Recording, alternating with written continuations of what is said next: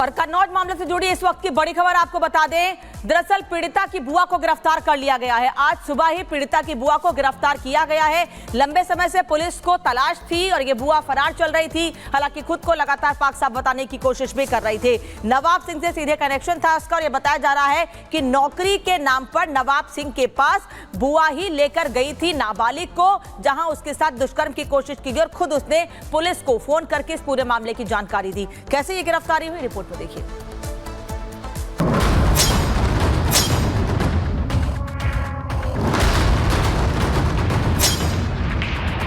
मेरी बात हुई थी इनसे, नवाब भैया से, तो मेरे को घर भी जाना था, लेट हो रही थी, ऑटो था नहीं, बोले मैं गाड़ी से भिजवा दूंगा, आप 10 मिनट के लिए आ जाइए। वो महिला जो रेप के आरोपी नवाब सिंह को भाई भाई कहते नहीं थक रही थी, जो अपनी भतीजी के लिए लड़ने के बजाय उसी पर सवाल उठा रही थी, आज वही बुआ पुलिस की गिरफ्त में है। लेकिन आरोपी बुआ अपनी भतीजी के लिए लड़ती भी कैसे, क्योंकि आरोप है कि बुआ ने ही नाबालिग लड़की से हुई घिनौनी हरकत में नवाब सिंह की मदद की थी। तत्समय मौके पर लड़की की बुआ भी मिली थी। शुरुआत में वो विवेचना में सहयोग कर रही थी, वो मुकदमा भी लिखाने आए थे। अगले दिन जब लड़की के माता पिता थाने पे आए तो उन्होंने ये बताया कि इतनी बड़ी घटना हो गई थी और लड़की की बुआ ने इनको कोई सूचना नहीं दी। उन लोगों ने भी लड़की की बुआ पे आरोप लगाए। अभियुक्ता को गिरफ्तार कर लिया गया है और इसमें तथ्यों के आधार पर विधिक कार्रवाई की जा रही है। पीड़िता की बुआ 7 दिन से फरार थी। बुआ कितनी शातिर थी इसका अंदाजा इस बात से लगाया जा सकता है कि उसे पकड़ने के लिए 6 टीमें लगी हुई थी। 7 दिन से लगातार चल रही छापेमारी के बाद पीड़िता की बुआ कन्नौज पुलिस के हत्थे चढ़ गई, जिसकी वजह से नवाब सिंह की मुश्किलें और बढ़ गई हैं, क्योंकि पीड़िता की बुआ ही रेप मामले की असली धुरी है। ऐसा इसलिए क्योंकि जिस दिन नाबालिग लड़की के साथ दुष्कर्म हुआ, पीड़िता की बुआ वहां मौजूद थी। यही नहीं, आरोप ये भी है कि पीड़िता की बुआ ने घिनौनी घटना में नवाब सिंह की मदद की।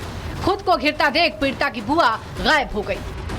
ये आ रही थी, जो हमारी बहन थी, ये आ रही थी गाँव। तो इन्होंने बोला कि हम गाँव जा रहे हैं, लड़की को भेजो तो भेज दो। तो हमने सोचा ठीक है, जा रही है तो बहन के ऊपर तो हर ही कोई भरोसा कर लेता है, भाई बहन है, ठीक है। तो हमने इनको भेज दिया इनके साथ, और यहाँ आने के बाद ये समस्या बन गई। इससे पहले कन्नौज दुष्कर्म मामले में पुलिस ने मुख्य आरोपी नवाब सिंह को गिरफ्तार कर लिया था। नवाब सिंह समाजवादी पार्टी के अध्यक्ष अखिलेश यादव का करीबी है। यही नहीं, अखिलेश यादव की पत्नी डिम्पल यादव का सांसद प्रतिनिधि भी रह चुका है। पहले अयोध्या और अब कन्नौज, दोनों ही जगह आरोपियों का सपा कनेक्शन है, तो सवालों के घेरे में समाजवादी पार्टी भी है। सवाल अखिलेश यादव की चुप्पी पर है। एक तरफ कन्नौज केस में परत खुलती जा रही है, लेकिन अखिलेश यादव इतने संवेदनहीन है कि अपने दफ्तर में डांस करवा रहे हैं, हंसी ठिठोली कर रहे हैं। उनके इलाके में घिनौनी घटना को अंजाम दिया गया। आरोप उनके बेहद करीबी शख्स पर है, लेकिन अखिलेश यादव के कानों पर जू तक नहीं रेंगी। दरअसल 11 अगस्त की देर रात 15 साल की नाबालिग लड़की अपनी बुआ के साथ आरोपी के कॉलेज में नौकरी मांगने गई थी। आरोप है कि नवाब सिंह यादव ने जबरदस्ती लड़की के कपड़े उतरवाए और दुष्कर्म की कोशिश की। लड़की के फोन कॉल पर पहुंची पुलिस ने नवाब को मौके से ही गिरफ्तार कर लिया। इसके बाद 14 दिन के लिए जेल भेजा। इस मामले में लगातार नए खुलासे हो रहे हैं। Bureau report, Republic Bharat. तो आरोपी बुआ भी गिरफ्तार हो गए। हम सीधे रुक कर लेते हैं, हमारे सहयोगी अजय दुबे इस वक्त हमारे साथ लाइव जुड़ गए हैं। अजय, अब तो एक एक कर रेपकांड के सभी आरोपी गिरफ्तार, बुआ को भी गिरफ्तार कर लिया गया। अब तो बोले अखिलेश यादव या डांस में ही मशगूल रहेंगे? बिल्कुल, चाहे वो फैजाबाद हो, चाहे वो कन्नौज हो, उत्तर प्रदेश में योगी आदित्यनाथ ने महिलाओं और खास तौर पे जो वो विधानसभा में बार बार कहते हैं, बेटियों और बहनों की सुरक्षा से जुड़े मामलों में जीरो टॉलरेंस है। चाहे वो फैजाबाद रहा हो, चाहे वो अब कन्नौज में मामला हो। खुद लड़की की जो परिजन है बुआ, जो कन्नौज मामले में सबसे संदिग्ध कैरेक्टर के तौर पे दिखाई देती हैं, उनकी भी आज सुबह गिरफ्तारी हो गई है। लखनऊ से जाते समय कन्नौज की तरफ उनकी गिरफ्तारी हुई है। अब इन सब मामलों को लेकर, चाहे वो फैजाबाद रहा हो जहां पर डीएनए टेस्ट की बात सपा की तरफ से कह दी गई हो, अखिलेश यादव जी की तरफ से कह दी गई हो, या इसके अलावा दूसरे मामले रहे हो, चाहे प्रयागराज में सपा के प्रत्याशी जो रहे उनकी तरफ से जमीन कब्जाने का जो प्रयास रहा हो, इन सब मुद्दों को लेकर लगातार सवाल समाजवादी पार्टी से किए जा रहे हैं। प्रेस कॉन्फ्रेंस में भी हमने सवाल किए हैं, पर इन मुद्दों को लेकर कोई भी जो सोशल राय है वो देखने को नहीं मिलती है। वो डीएनए टेस्ट की बात करते हैं, वो सरकार की तरफ से गलतियों की बात करते हैं और फजीहत मीडिया को करने को लेकर कहते हैं, लेकिन किसी भी तरह की राय इन मुद्दों को लेकर देखने को नहीं मिलती है।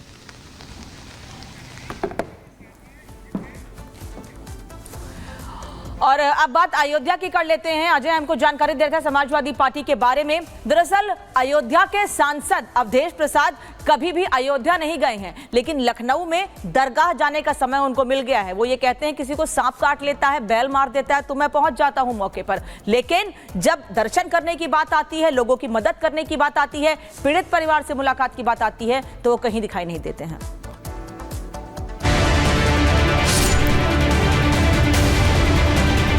जब भी हम आते जी यहाँ यूँ कहीं हम रोज आते थे जी पैदल क्या माता देखते थे और इससे दुआ लेते हैं। इन तस्वीरों को गौर से देखिए। ये अयोध्या से सांसद अवधेश प्रसाद जी हैं। अवधेश प्रसाद लखनऊ पहुंचे, जहां उन्होंने दरगाह हजरत कासिम शहीद पर चादर चढ़ाई। चादर इबादत की, चादर मनोकामना की, और इस वक्त इनके लिए मनोकामना सिर्फ एक ही है, उपचुनावों में जीत हासिल करना, अपनी पार्टी के दायरे को बढ़ाना। अवधेश प्रसाद ने कहा कि इस दरगाह से उनका और उनकी पार्टी का बहुत पुराना रिश्ता है। नेताजी अभी इस दुनिया में नहीं है, वो भी इस दरगाह पर आया करते थे। अमर सिंह भी यहाँ बराबर आते थे। इतना ही नहीं, अवधेश प्रसाद ने कहा कि मैं सांसद भी बाबा की दुआ से बना। जब भी हम आते जी यहाँ यूँ कहीं हम रोज आते थे जी पैदल क्या माता देखते थे और इससे दुआ लेते हैं।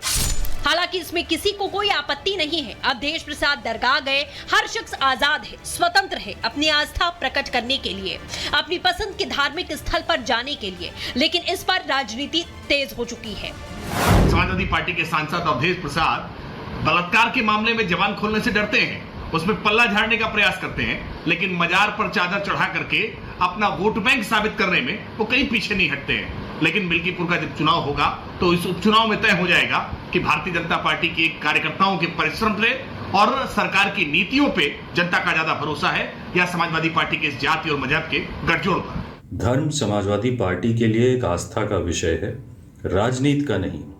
राजनीति स्वास्थ्य, शिक्षा, रोजगार जैसे मूलभूत मुद्दों पर की जाती है। कौन कितनी बार मंदिर और मस्जिद गया, इस पर राजनीति नहीं की जाती है।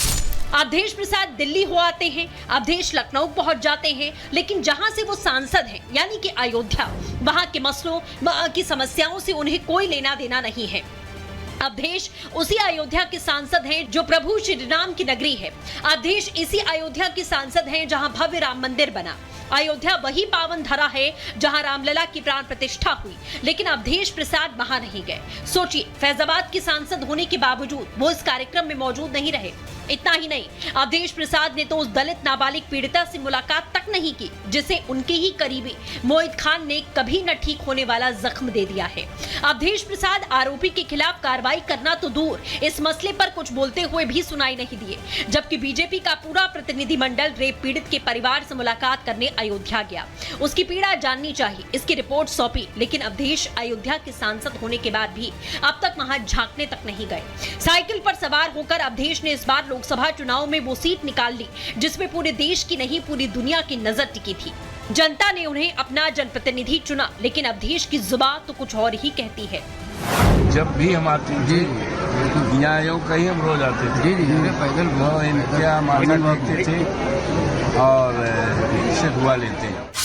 आपको बता दें, अवधेश प्रसाद दरगाह गए, मिल्कीपुर सीट पर चुनाव होने हैं। ये क्या चुनावी स्टंट है? मुस्लिम समुदाय को अपनी तरफ खींचने की कोशिश है। अयोध्या में निषाद समाज की नाबालिग लड़की के साथ बलात्कार हुआ। जब आरोपी मोहित खान की गिरफ्तारी हुई तो वोट बैंक के लिए, समाजवादी पार्टी का नेता था मोहित खान, इसलिए अखिलेश यादव समाजवादी पार्टी और अवधेश प्रसाद पूरा इकोसिस्टम उसको बचाने के लिए लग गया। आज अवधेश प्रसाद दरगाह माथे पटक रहे हैं।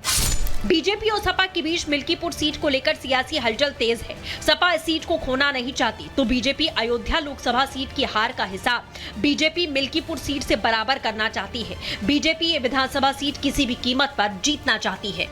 Bureau report, Republic Bharat.